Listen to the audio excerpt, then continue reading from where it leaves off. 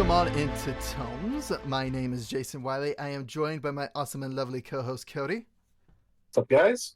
And it's been a while since we've had a podcast, which we apologize for. Just again, life gets crazy. Plus, it was the holidays. Plus, cruise, and yeah. Anyway, not going to talk about my before we talk about my seasickness and the kind of topic for today's thing. Right. Let's cover some fantasy news.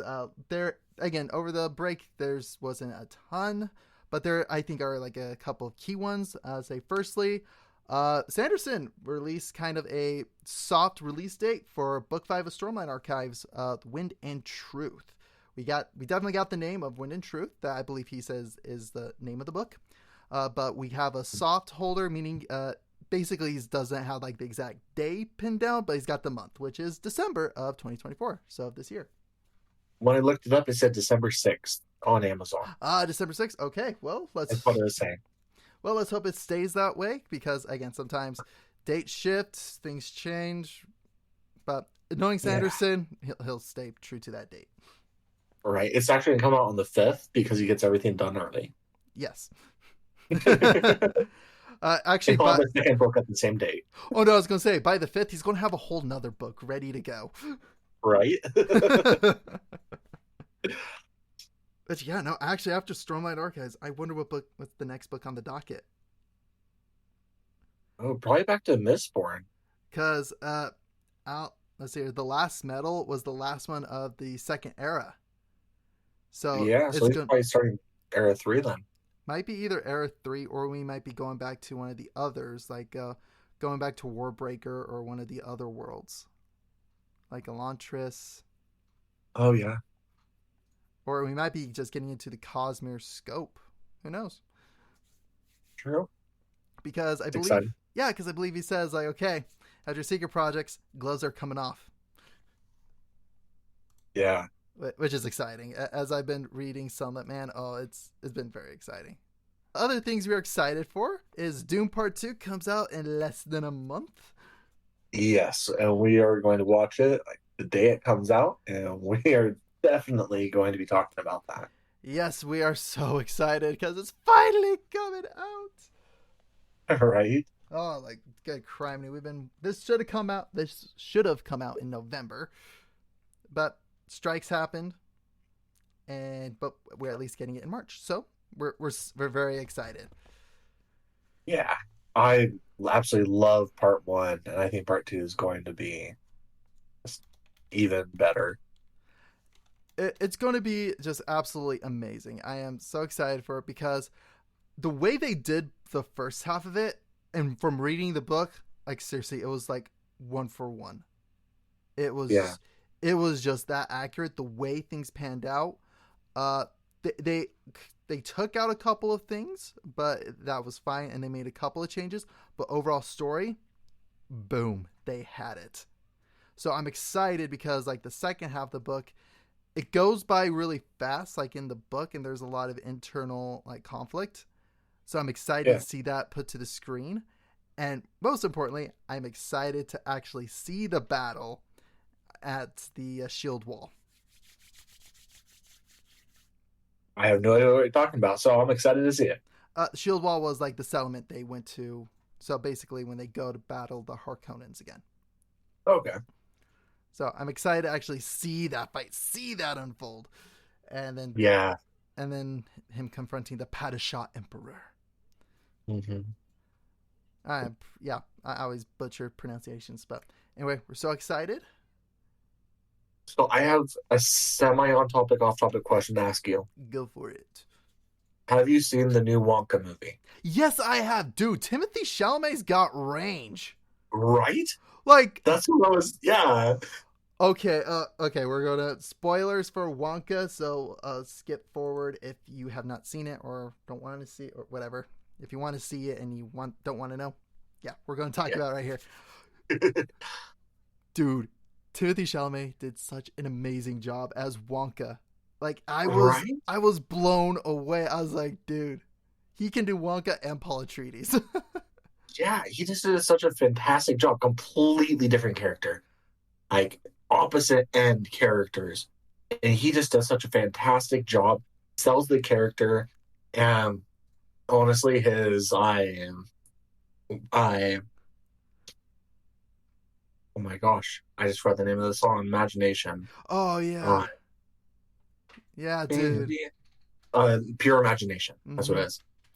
His rendition of it and callback to it all just sold it for me. It was just so well done, and I loved it. That was my favorite part in the movie. Is it Mhm. starts off with that somber version, and you're like, oh, "This is taking me back," and then it just explodes, and I'm just like, "Dude, this is amazing! I love it!" Chills, chills, like a chills. Yeah, I loved it. It was so great. Like, it was And it was just so well done, and I was like, okay, that's it. Timothy Chalamet, top if not second favorite Wonka. yeah, he's for me. He's second favorite. I am Gene Wilder always will be my Oh favorite. yeah, The that original, same amazing. exact. I think that's everybody's standing. Like Timothy Chalamet, I think is like neck and neck with him, Yeah, but Gene, as a Gene Simmons, Jim Wilder, Gene Wilder. Gene Like, Wilder, he will I'm always hold that top spot because he is the one that really brought Wonka to the screen. He will always and forever be the original, the OG.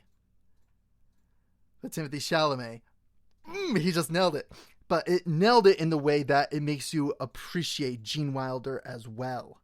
It's just like the two could go hand in hand. he sells that he's the younger version of him very well.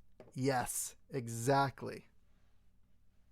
Um, yeah, I love that movie. I'm going to buy it the moment it comes out, and I'm going to have it on DVD because I'm old school like uh, that.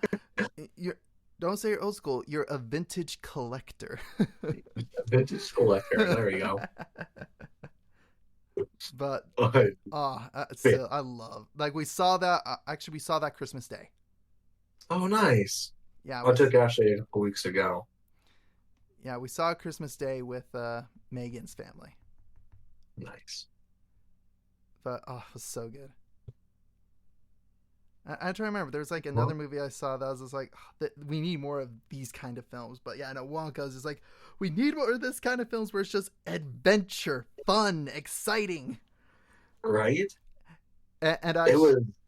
Go ahead. oh, and I was gonna say, I love the police officer. Right. The whole I said, it's like, no, I can't hear you. My heads are underwater. Oh, my bad, my bad. Yeah, And I love how he increasingly gets bigger throughout the film. I know. It's so terrible. It's so great.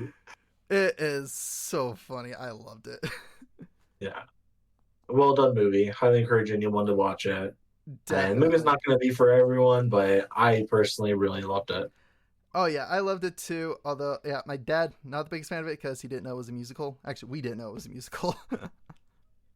Oh, I'm, I mean, I just assumed it was because Willy Wonka the Chocolate Factory was. Hmm.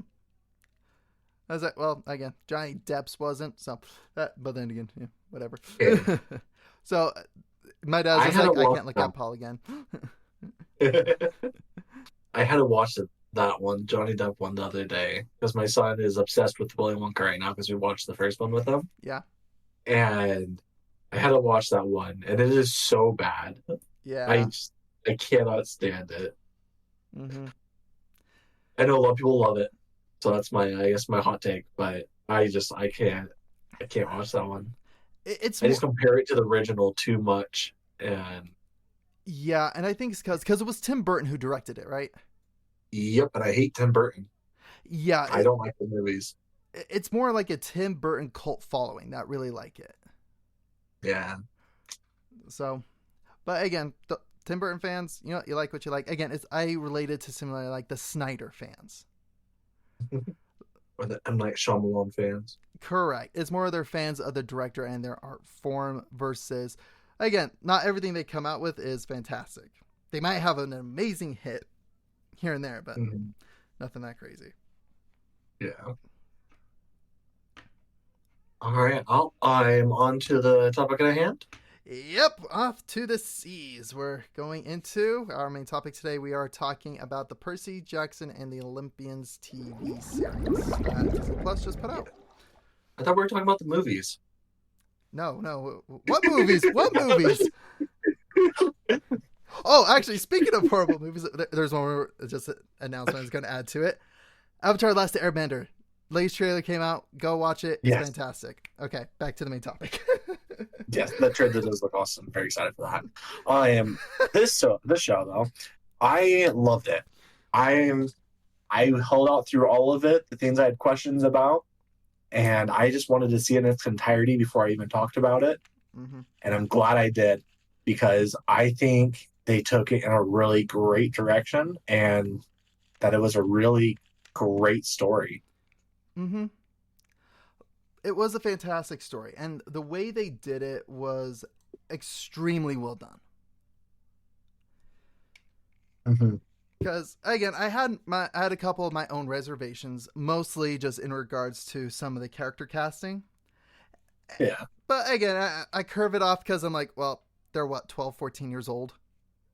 Yeah. They're not going to be giving us like Timothée Chalamet level of performances, okay? Okay, but to be fair, the lead actor did. The lead actor did Percy did a great job. Yeah. Walker Scobell. That's what it is. Okay. Walker Scobell. He is just fantastic. I love him as an actor. He is awesome in the Adam Project. He is great in Percy Jackson. Sells the character to the T. Absolutely. Like the sarcasm, just the exasperated tones of voice. I was like, dude, he is Percy. I don't care if he's got blonde hair. Yeah. Exactly. So let's start at the beginning. Okay. I accidentally vaporized my pre-algebra teacher. Dude. One of the greatest book titles, or like the chapter titles ever.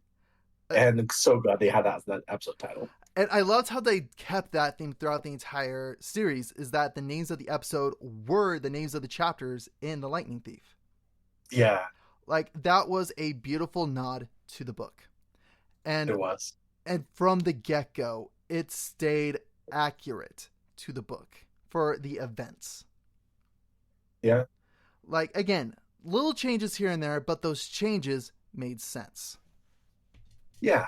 And one of them that I love is just adding in the little Easter eggs, I guess. Mm-hmm.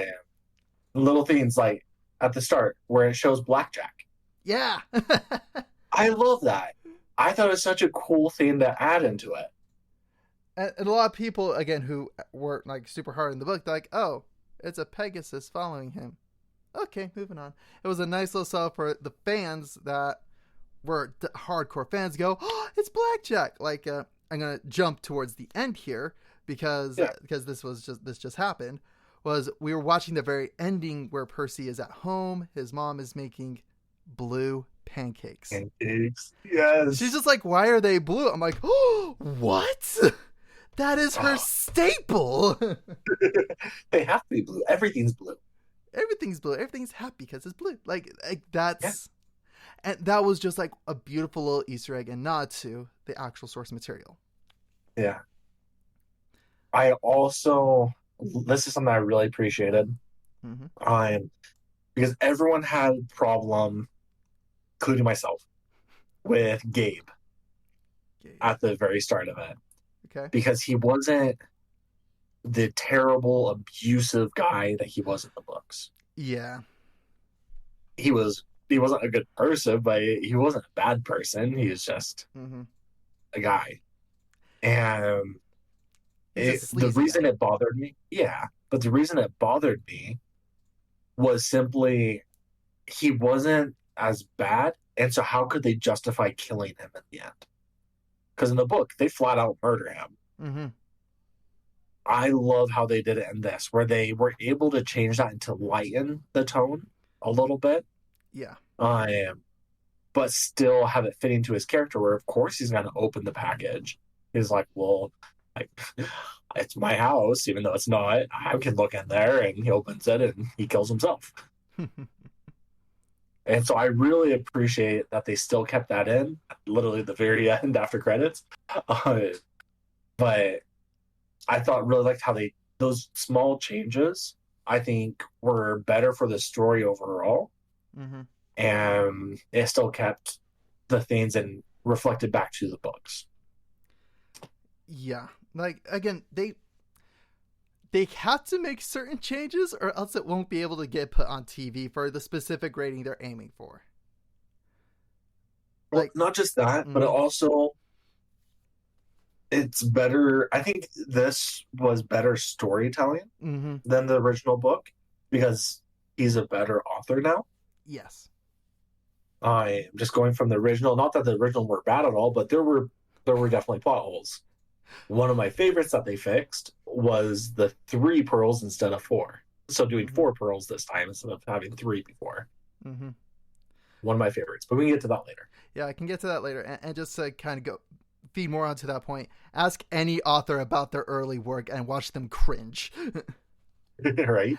I can't think of a single author that was just like, yes, my first book, top of the chart, best thing I ever wrote. I can't think of a single one. Right? Because everyone gets better as they go. They get better, and they're like, oh, yeah, that's right. Oh, I made that mistake. It's like talking to an artist. An artist can critique their work more than anybody else can because they see the flaws. They know the flaws. Exactly. And as they move along throughout it, they go, I got better. There's less flaws that I recognize, or the flaws that I did have, I worked on and overcame. And that's the same with Rick Riordan with all of his books. Lightning Thief, great book. Masterpiece, maybe not. The story itself is. The story itself is correct.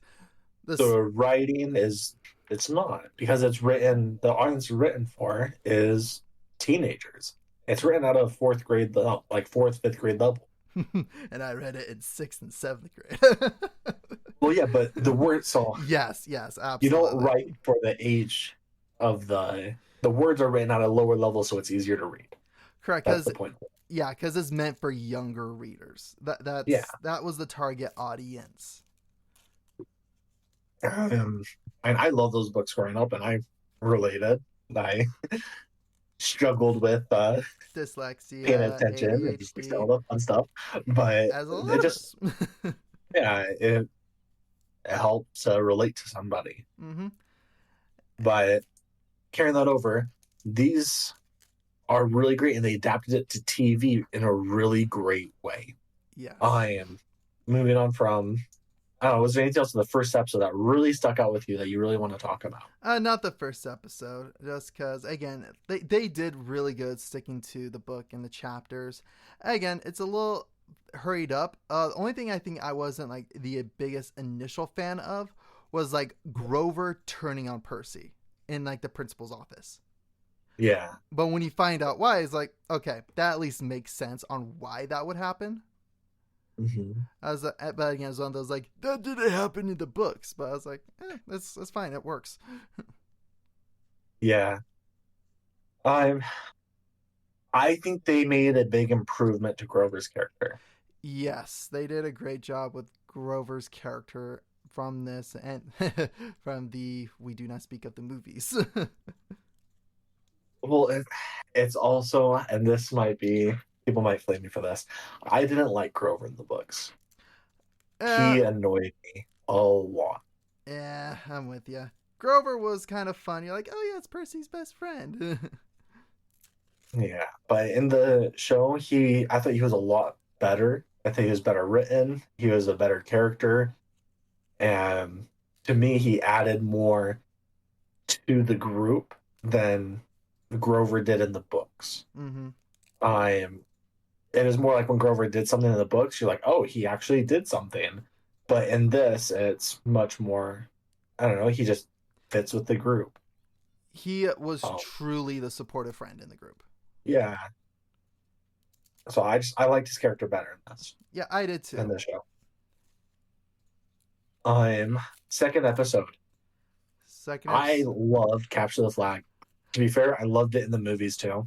I just loved the Capture the Flag with swords and fighting. It's just such a great concept, and it can't really be done wrong.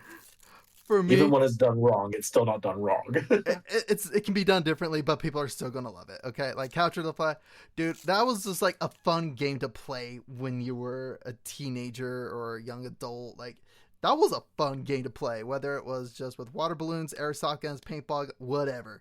It was a Right? fun game, so something we could all relate to. And so Yeah. having to be like, oh, we're doing a Greek version with swords and weapons, every guy's like, yeah, let's go. Exactly. But Right? again, Capture Fact, phenomenal. And I just gotta say, the casting choice for Mr. D, perfection. Yeah, I love it. I Once I love it so saw him much. come on, I'm like, yes, 100%, yes. Yeah, I was like, there's no one else who can play Mr. D. He just epitome. Is the epitome of Mr. D. Just, he truly is. And in fact, I was like, again, Megan was just like, why are you like so excited over Mr. D? I was like, let me show you clips from Brooklyn Nine-Nine. Let me show you Pimento and why it's like this is the perfect casting choice. Yeah. I love that in the last episode, he's like, I'm pretty sure. No, your name's not Percy. I'm pretty sure it's Peter. I'm pretty sure it's. It's like, I'm I pretty think I know sure my own name. Nah. it's not. But seriously, Mr. D, perfect casting choice. And for me, I think that has been my whole thing throughout this film. Not film, throughout Yeah. this series. It's either casting choice, bullseye, just completely nailed, or a little bit off. Yeah. Well, so I have two more things about Mr. D. And one thing I really loved, one thing I wish we saw. Mm-hmm. The one problem, and the thing I wish I saw, the one problem I had is that I didn't fear Mr. D. Yeah. They should have had him get angry just once and actually get angry to the point where you're just like, no, he is a force to be reckoned with. Instead, he's just a little bit too much of a pushover. That was my only problem. The thing I did love is that they introduce that demigods can do things that gods can't do, such as getting him the bottle of wine. Yep. And doing that, which comes back to play in the last episode where Percy's talking to Luke, and they talk about that. And how it brings up to Percy is like, well, then shouldn't the gods fear us if we can do things they can't? Mm-hmm. And it's established right there in that second episode. Yeah. Instantly. And that's something that ties in throughout the entire of this season, but throughout the entire series as a major theme with Percy. Mm-hmm. Like, again, this entire series, it kept the core and kept the pure essence that is Percy Jackson and the Olympians. Like, like don't get me wrong, like the way they designed Camp Half-Blood in the movie version, it was cool, it was all right, but this one actually truly felt like a camp. Like it actually felt like Camp Half-Blood. Yeah. And that's where so much of this essence comes from. Because I remember reading, whether it was the Titan's Curse, Sea of Monsters, the Battle of the Labyrinth, or I can't remember that one, its title. But all those, Camp Half-Blood, it is like the Fortress of Solitude. It is Gotham City. It is so iconic to the series. And they did such a phenomenal job with it. Like the way the cabins were designed, how the cabins were laid out.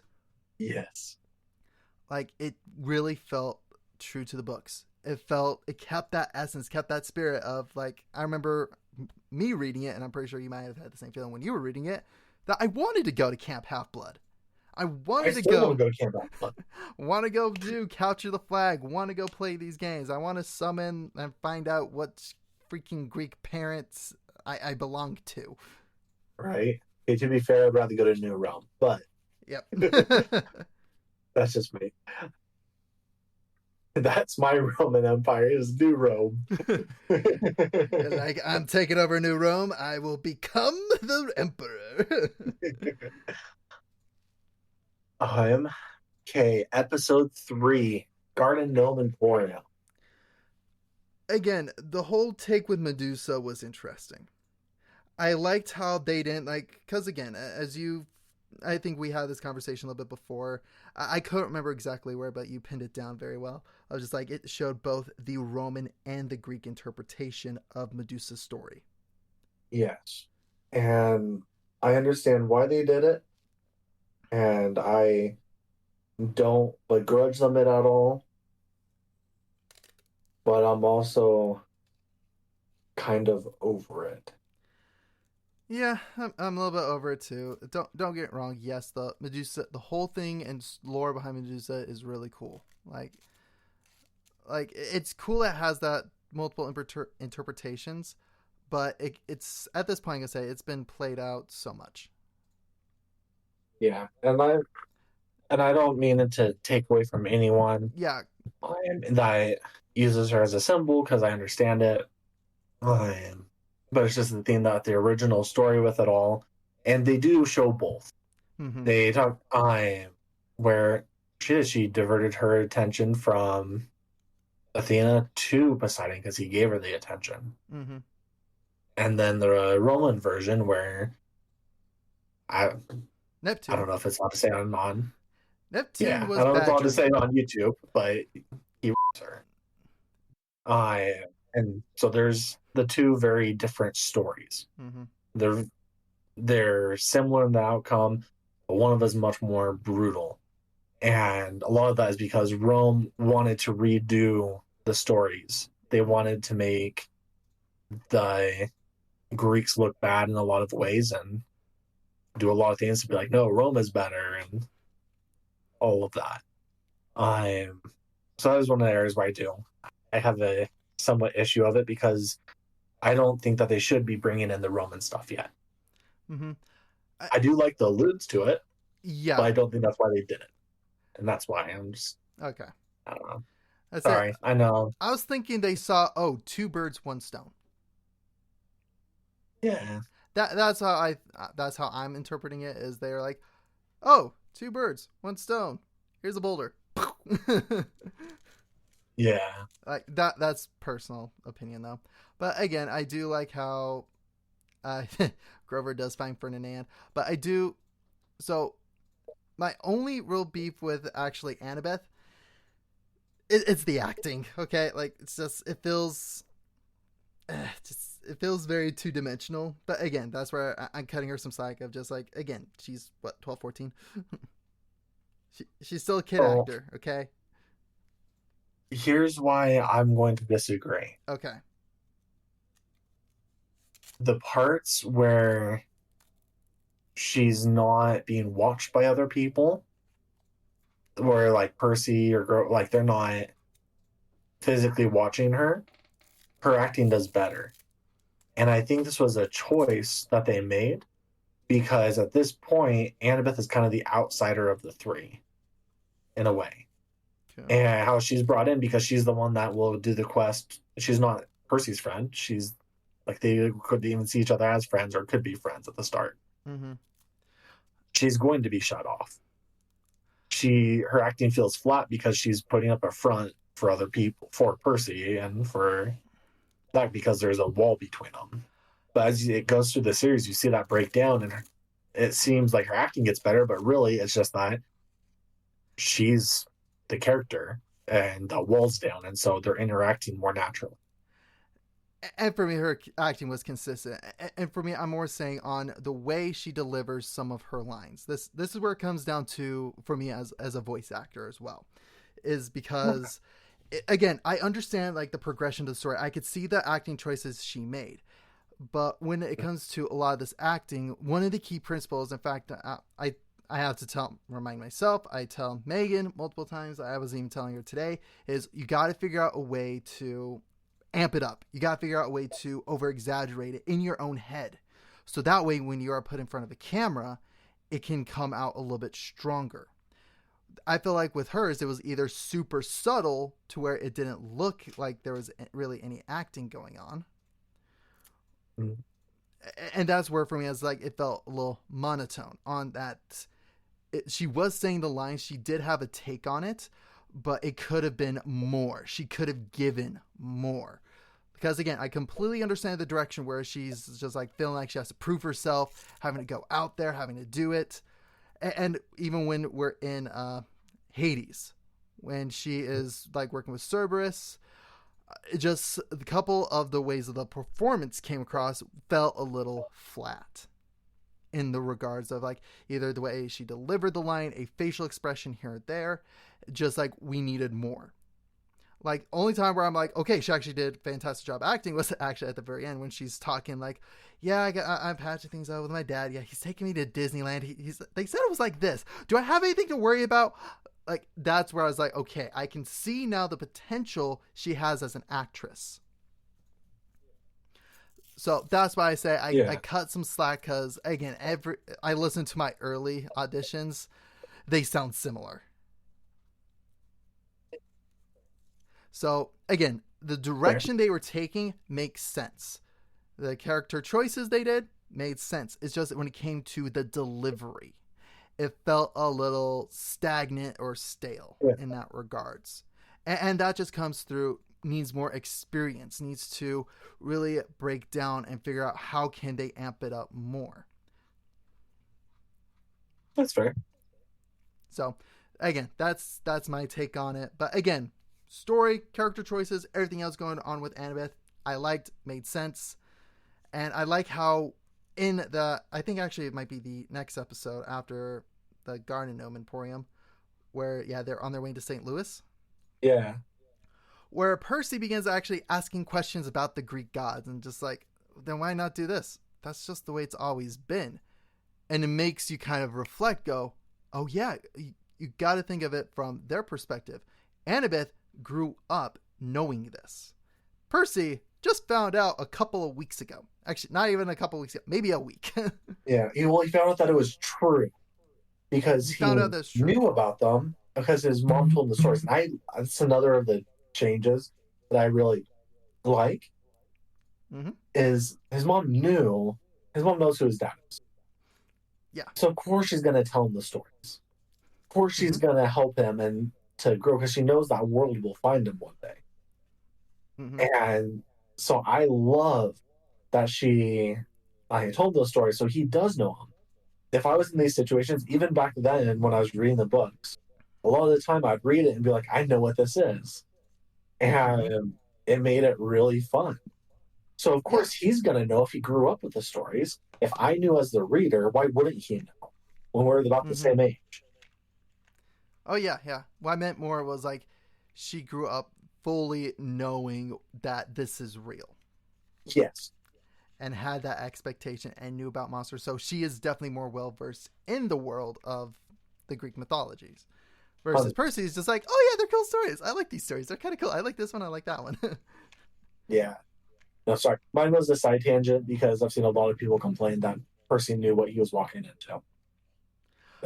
So that was what the side tangent is. But yes, you're 100% correct. Yeah. And this is where I haven't looked at any of the controversy online. I'm just like, okay, I'm here to enjoy it.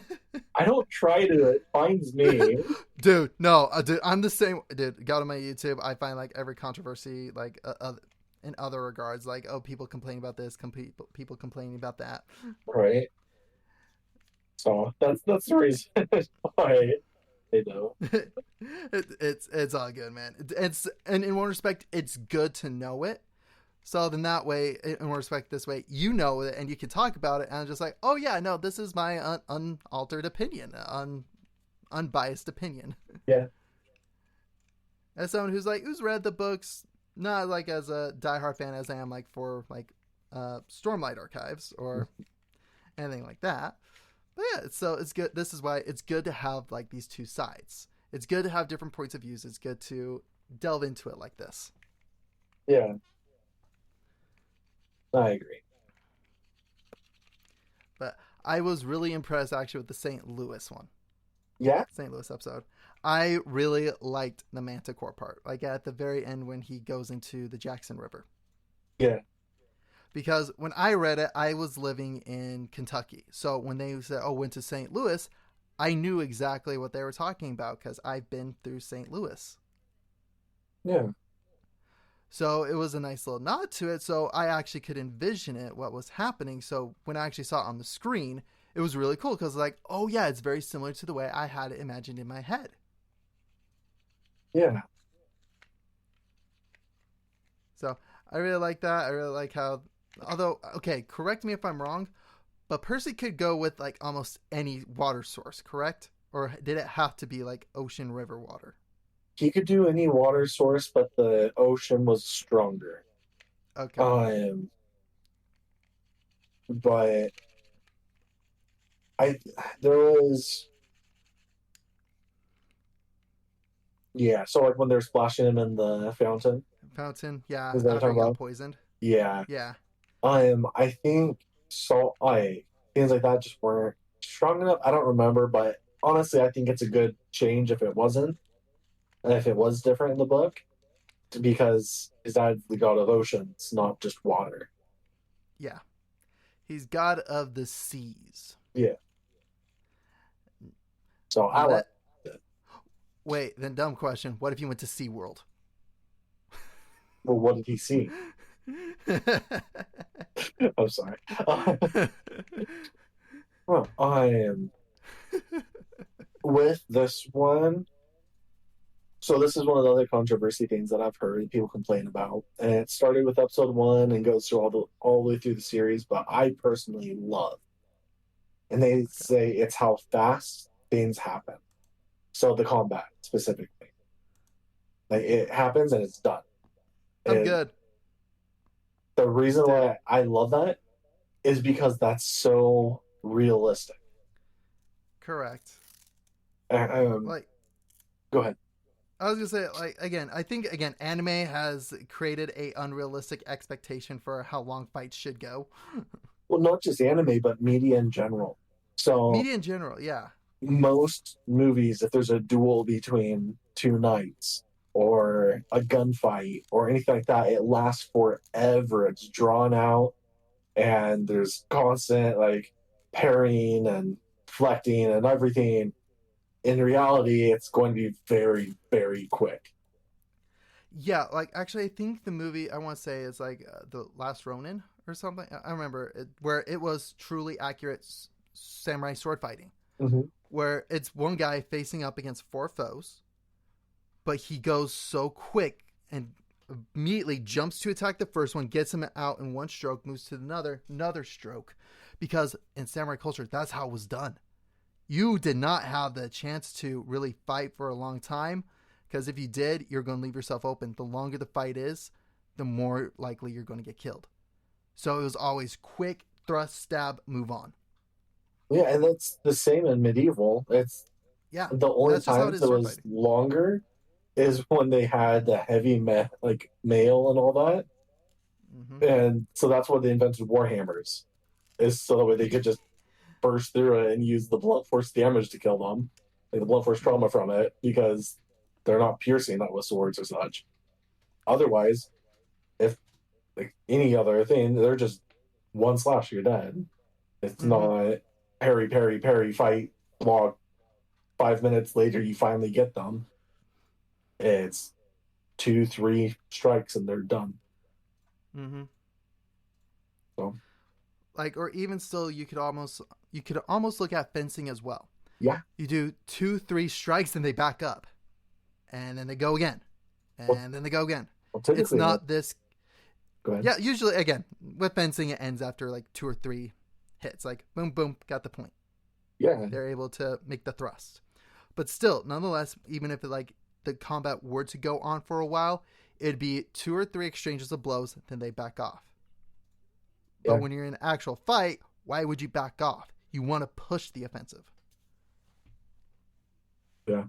Yeah, that was just my point with it, is like combat is fast. It's not drawn out. It's not slow. And I love that they kept that in there where it is fast. Mm-hmm. In the second episode with the Capture the Flag, it was drawn out more. But even that, it wasn't overly done in a lot of ways. It wasn't drawn out too far. It just was. Yeah. Yeah. It was well done still. It was drawn out, but they added one more element into it than versus Percy and Ares. Exactly. Percy ran. After 2 or 3 strikes and Percy's outnumbered, he's like, gotta go. Yeah. So it makes sense on why some of these fights get drawn out longer, is because you gotta remember, 2 or 3 strikes, realize, crap, I messed up. Book it. Fight or flight. Percy went fight. Okay, I'm losing. Gotta fly. Yep. So again, I don't see any issue with the combat. I agree. Cool. Let's talk about the Lotus Casino. Oh, we're skipping the whole Ares and. I want to talk about Ares as a whole. Okay. I want to just do all of Ares in one go because if I start about it, I'm not going to stop. Okay. Hephaestus, we're not going to talk about Hephaestus either. I mean, yeah, we can talk about Hephaestus. I thought that was really cool. Again, the amusement park was really cool. I'm very Hephaestus-like. Yeah, it was done very well. It was. I really like that Percy was. I mean, he's true to his character, and he's going to sacrifice himself, not his friends. He's going to. His loyalty is his undoing. It's his fatal flaw. And it's his Achilles heel, if you would say. No, that's his lower back. Yes. But anyways. Oh yeah. Now we'll move on to the Lotus Casino. Yeah. Well, so with episode 5 is actually where I think Annabeth's acting is the best. Mm-hmm. Her monologue to Hephaestus was really, really well done. It was done well. Lotus Casino. Mm-hmm. I like the change that they made. I like the changes, although I would have liked at least Percy like seeing people from different time eras a little bit more prevalent, like having that be the connection. Yeah. Well, the fun thing is, having been to Vegas and you living there and such, that's just how everyone dresses. Exactly. And for me, it was more on again, this is where I did kind of like at least this specific aspect. I like what they did in the movie, where Percy was just like talking, oh yeah, and he's just like says something, and the guy's like, dude, what are you talking about? And he uses like some retro slang. Yeah. And that's the connection. I was like, oh, these people have been trapped in here for what they think is minutes when it's been decades. Yeah. Well, so this is, I don't know if Rick Riordan had been to Vegas and that's why he decided to put the Lotus Casino there. But Vegas itself, especially the older portion of of the strip, Fremont. Yeah, Fremont. It feels like you're in the past. It feels like you're still back in the 80s, 90s. Yeah, dude. With the Mott Museum so by, it does feel that way. Still has that feel to it. So I think they tried to do that just with the looks of everyone, but for us especially, it just blends because we're just like, that's just what it looks like. Yeah, that's just Vegas for you. You think Portland keeps it weird? Vegas keeps it real. Right. But again, overall, I did like the casino bits. The changes they made were interesting. I think it's funny how they got Grover into VR. Right. So the whole lotus fruit and how they pump it through the air now, I think that's such a great change. And the biggest thing is because that's what Disney does with their the scent of their cookies and such and churros to try and get you to buy stuff. That's what Disney does. And so I feel like Rick is just like, I went to Disneyland. I got the idea from them. We're doing this at the Lotus Casino because that's so smart. Dude, I didn't even make that connection. No, that is genius. That is that's perfect. So that was why I loved it. I like that I also love that they're introducing the hunt for Pan so early, and that Grover's already like, I need to do this throughout all of this. It's already what his goal is, and he's seen all these things that are bringing him to it, and he almost finds him in the VR set, and he's just like, this is going to make me want to do this, and I'm going to do this now. And it's such a great development for him. And it's the instigator to get him to do it. Because in the book, if I remember correctly, when he's in the Los Casino, he hears Pan talk to him. Okay. If I remember correctly in the book. And that's what gets him to do it. And in this way, they did it another way for that. And I really like that. And they set up for Sea of Monsters. Yeah, I did like all the setup for Sea of Monsters. They did a good job in that. But yeah. So we find out the truth, sort of. Oh, sorry, one last thing. I'm sure everyone's noticed by now, but in the background at the Lotus Casino, you hear a kid yelling Bianca a couple of times. And so it's obviously Nico calling out for Bianca. And it's on the VR set, some people think that it's her in the background because she's drawing a bow. It's her drawing a bow back. And obviously she attempts to become a hunter of Artemis before she's tragically, spoiler, murdered. Yeah. And book's been out for a while, and who knows? They might change it in the show. Anyway. Yeah. They might have Nico be the one that dies instead. I don't know. That'd be that plot twist. Yeah. Go very different than the book. Nico joins the Hunters of Artemis, and Bianca. I'm sorry. I'm not going there. We're not going there. Episode 7. This is where they finally make it crossed and get to the underworld. Yeah. Oh, I'm trying to remember. Was the end of 6? So yeah, the end of 6. They get to the East Coast and find out that they're too late. West Coast, whatever. They get to the West Coast and they find out that they're too late, and they get the 4 pearls. Here's the reason why I love this. It never made sense to me why they only got 3. Yeah. It never made sense. Of course he can make 4. Why wouldn't he make 4? His mom's down there. They all know his mom's down there. Why wouldn't they make 4? And so it bugged me to no end. Mm-hmm. And I love that they fixed that. This is much better. And then they lose one. I thought it would be more drastic how they lose one. Instead of Serby got it.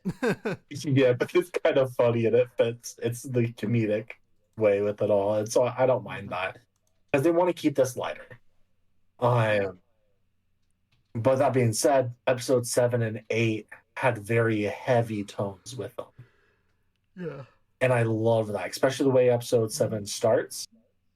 And I mean, this is one of my favorite parts, is when I had the mom. When Sally, she calls for Poseidon because she needs his help, and they're at the bar and she's like, "You came," and he goes, "You called." It's just that simple line. It's just really powerful. And then find that into the very end where Percy asks him, like, "Do you dream about my mom?" And without saying anything, you just know. And it's just really cool. It's really powerful. And I really like that. I liked it. Again, I like how we're seeing Poseidon and his character. Mm-hmm. I really enjoyed that throughout this series because, first off, honestly, I like who they cast for the big 3. Yeah. Unfortunately, we're not going to get the same Zeus actor. No, I'm so sad. Dude, I love Lance Reddick. He is such a great actor. He is. Like, good crime neat. So, and again, I love how at the very end of the last episode they did this in memory of Lance Reddick. Yeah, that was awesome. It was so well done. Like, I love that part. Mm-hmm. I love how they develop Poseidon. I love how they develop Hades. I just love all the way these characters are. It's just phenomenal. The only problem I had with any of them was that too many of the gods didn't feel threatening. True. Only one that felt threatening was actually Lance Reddick. It was Zeus. Yeah, so Zeus. I would say Ares did.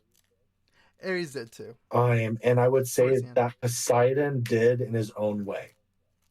Yes. So he's that person that's strong, but doesn't have to yell. He doesn't have to put up all that anger and that bravado. He just is. And I He's really like that. stoic. Yeah, he's stoic. Poseidon's very stoic. It's that whole thing of a wise man fears. Mm. The wise man feared the anger of a quiet man. Yeah.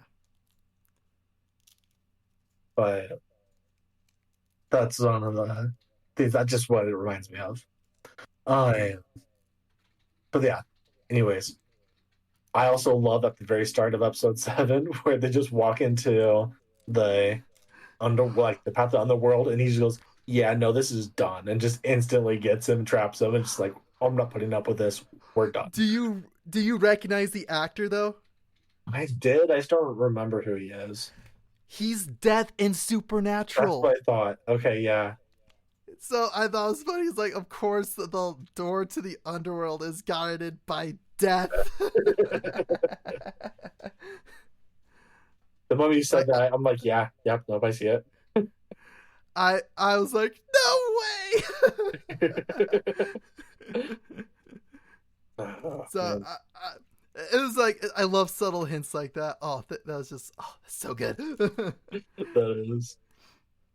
And you start looking for Sam and Dean next. Watch, we see Sam and Dean come to Cap Half Blood with a couple of sawed-off shotguns. Right. It's like, we heard there was a Minotaur afoot. Percy's like, I already got it taken care of. You guys good.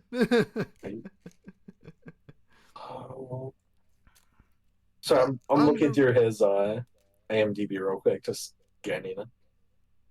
Yeah. Underworld itself was pretty good. A little underwhelming in some cases. How so? Because again, I'm trying to remember, and this is where, correct me if I'm wrong. Sorry, it's been decades since I read Lightning Thief. But didn't they actually get on Chiron's ship and go through the underworld? Like use Chiron? Yeah. Chiron? Yeah, I think they did, but it was just to ferry them across the river itself. That was it. Yeah. And they don't. The rest of the time they're walking. And so it was a little odd that they didn't cross and were just paying cross. But I thought the way they did it was okay. It wasn't bad. It wasn't good. It was just different for me. Yeah, and for me, it just felt like, they literally threw them over the wall. Yeah. For me, the thing that was the biggest change was the fields of Asphodel, I believe it is. Where it's basically purgatory. It's the in between one, and I'm pretty sure that's where they were, where like everyone was rooted to the ground. Yeah. Because in the book, it's described as just basically like a sea of people. Everyone's like crowded on each other, shoulders touching, because there's so many people there, and everyone's just gray and bland and lifeless because they're just stuck in purgatory, and that was it. So that's what I was expecting, but I actually really liked how they changed that, and I like that it shows that like Annabeth has the guilt for things, which I'm sure has to do with Talia, and her dad, maybe. Yeah, maybe with her dad and her family. But I know I'm pretty sure a lot of it has to do with Talia, or Thalia, or however they say it in the show. Talia. I'm sure they say Thalia, but I'm pretty sure it's supposed to be Talia. Yeah. But I love the nod to that because this also ties into the Heroes of Olympus in the second book series, where my gosh, Hazel, where Hazel's there because she did good, but she also did bad, and so they put her in the middle. And with Annabeth, where she does a lot of good, but she has things holding her back, that are stopping her from making it to Elysium. Mm-hmm. And I know they use that as trying to basically it's a straw man or it's a false narrative setup for her to be the traitor when she's not. I Yeah. That's what a lot of Red it. herring. Red herring, thank you. I It's just a red herring, but there's the truth of it that there's things holding her back. And once she accepts that and lets go of it all, is when things become so much better. And I'm so excited for those moments. Mm-hmm.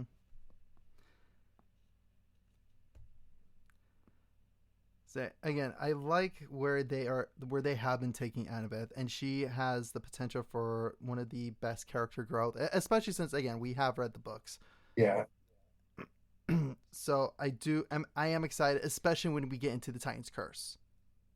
Yeah. Because to me, I feel like book wise, that was where we really see Annabeth grow from those regrets she had and worries and concerns to finally accepting them and overcoming them. Mm-hmm. Yeah, she really grows. That's a big part of it all is in that book after Luke betrays her again. And just being able to truly accept who he is now. I Mm-hmm. And moving on from that to the last book with the very end and just everything with all of that in the family loop you promised. I'm just so excited for it.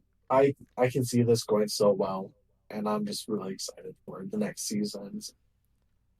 Me too. I'm very excited. So there's I think a couple of last touching points we should cover. One being Ares and Yes. Luke. So Ares, episode 7 ended in the best spot possible. It's Ares standing there ready to fight him, with his dad saying, "I will be there with him." Mm-hmm. And then the fight, and you see him being given the power of the of the god of the seas, and it just is so great and did so well. That part of it all, but Ares as a whole, I loved that they made him more modern to today, where he's in there starting Twitter fights just because he Yeah, can. It's just what else would he because be doing? again, God of War, but also like God of conflicts. Like, what better place to do conflicts than Twitter/X? Like, Right? come on. I'm Oh, pretty.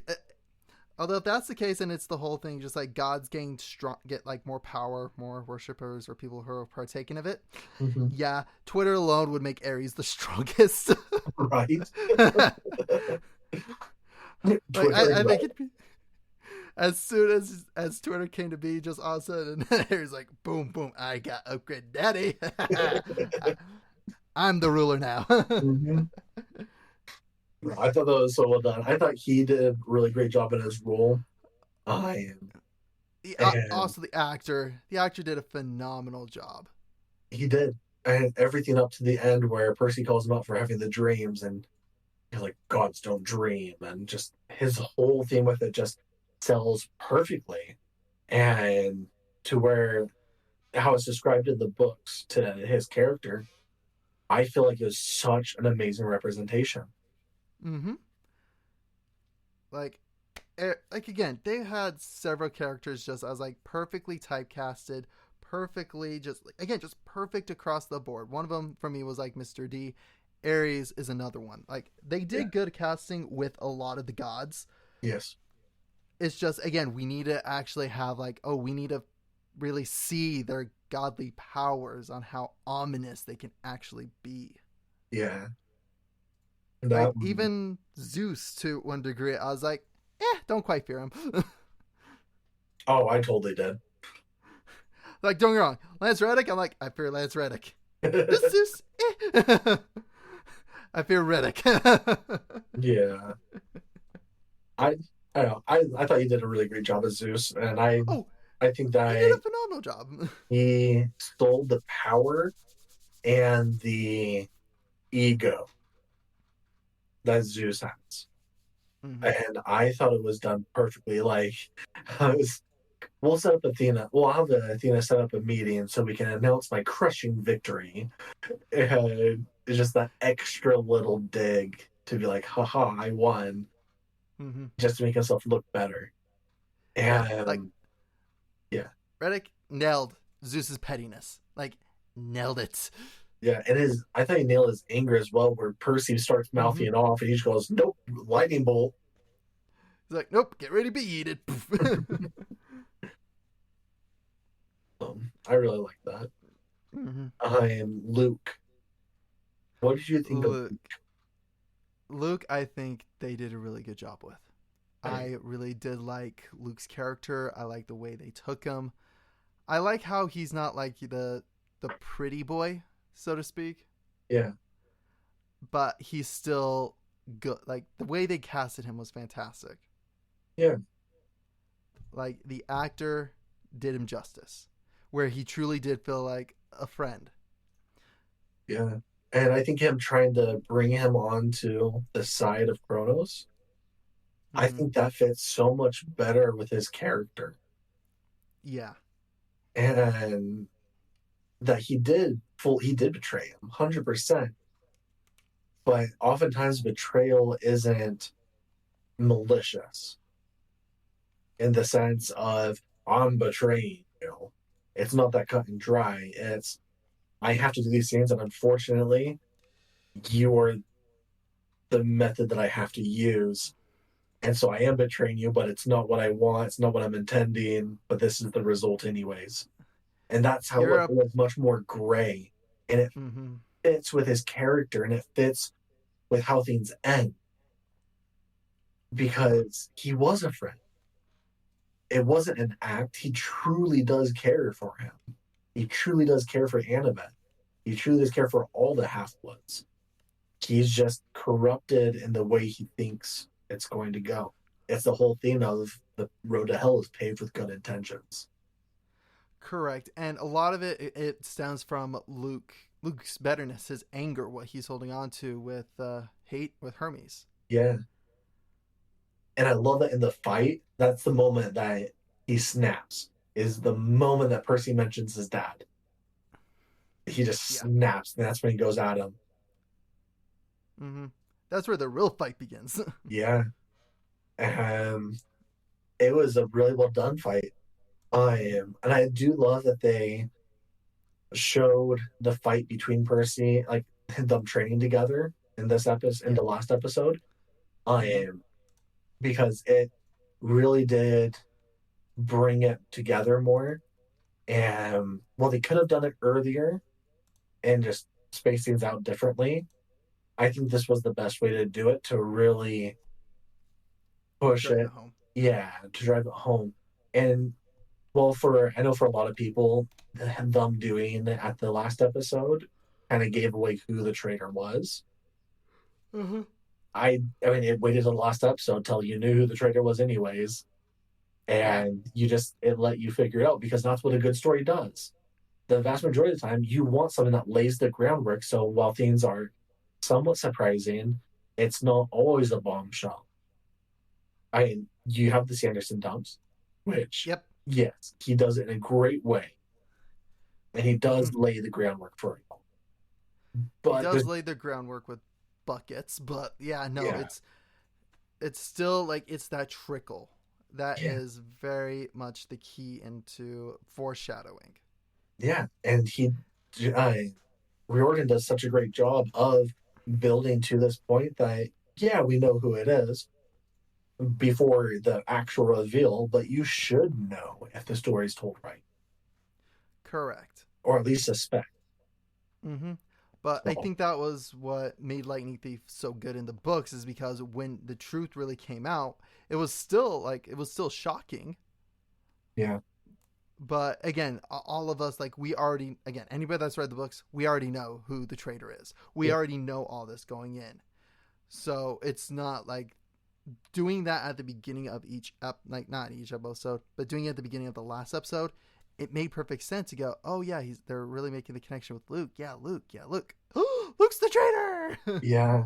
And the moment that got me the most, and it was probably the best acting on the part of Luke's character, is you can genuinely feel the remorse and the guilt when he says, "I didn't think you'd put the shoes like you'd give the shoes to Grover."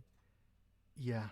And it just the heartbreak on him and just the guilt. And I was like, oh man, I love it. Same here. Just that part with Grover, and also I love this is again this is where Annabeth's acting really came out was during that fight with Luke. Yeah, Just I love the shock and horror she was able to portray. I agree. Just because she's like, this is Luke. Yeah. And I love the anger and bitterness that Luke kind of has like towards the end. Where he's just like, well, crap, they found me and I don't want to say goodbye. I was hoping they'd come with me, but I've thrown in my lot. Yeah. And it's just done so well. And I know a lot of people were complaining about the scorpion and not having the scorpion in the 60 seconds to live and all that. But I don't think it was needed. And I think this betrayal was better. Yeah, I would agree. But so now overall rating out of 10, how would you rate the Percy Jackson series? 1 being horrible, 5 being average, 10 being spectacular. 8.5. Okay, I was going to give it like a solid 7, but that's just personally. Yeah. So 7.58. Yeah. For me, a big part of it all is the story as a whole. There's always going to be issues. There's things here and there. How is the story as a whole? 10 out of 10. This is one of my all-time favorite stories ever, honestly. I'm very partial to that. The flaws didn't detract from the experience for me. Oh, no, and they didn't either. Not for me. And that's why I give it a higher score, is because even though there's flaws, it's not, none of them really detracted from it for me. And so I can't give it a 10, and I wouldn't even give it a 9, but I would say a solid, that's why I said a solid 8.5. And for me, again, I'm in the same camp because the way I'm more viewing it is, again, 5 is average. Like, okay, not the greatest, not the worst. It was it was at least entertaining. Yeah. Did it have a lot of plot holes? Yes. So that's why I was like, okay, 7, because it was good. It was really good overall. It's not quite memorable. Like, it's not into the respect like I would rank it into like Lord of the Rings, Star Wars, or even I'm gonna say the current Dune. The Dune series I think currently will be in the 9s to 10s, which is just like that Lord of the Rings, Star Wars, Harry Potter caliber. That's why I was like, I could still see 7 and 8 where it is still a really good piece of media to consume. Yeah. It's good. It's fun casually. It's not one that you have to really get deep into the lore with unless you want to study Greek myth. But if you already know Greek myth, that's just going to be universal, not just in Percy Jackson. Yeah. So that's why for me, I was giving it like the 7 ranking is because it is still a fantastic thing to watch. It's just not like, oh my gosh, I have to rant and rave to every single person and treat it like a religion. Fair enough. It's still a solid piece of media to watch. So if somebody said, is there a show you'd recommend on Disney Plus? I would absolutely recommend the Percy Jackson and Olympian series. Yeah. So I think 8 would be a pretty accurate representation of that. So as Tom's official cast is a 8 out of 10 or a 4 out of 5. Yep. All right. So again, thank you everybody for tuning in, and we'll put a pause bookmark into Percy Jackson's until the next series comes out next season. Yep. And we'll pick this up next time. All right. Catch you guys later. Bye. Bye.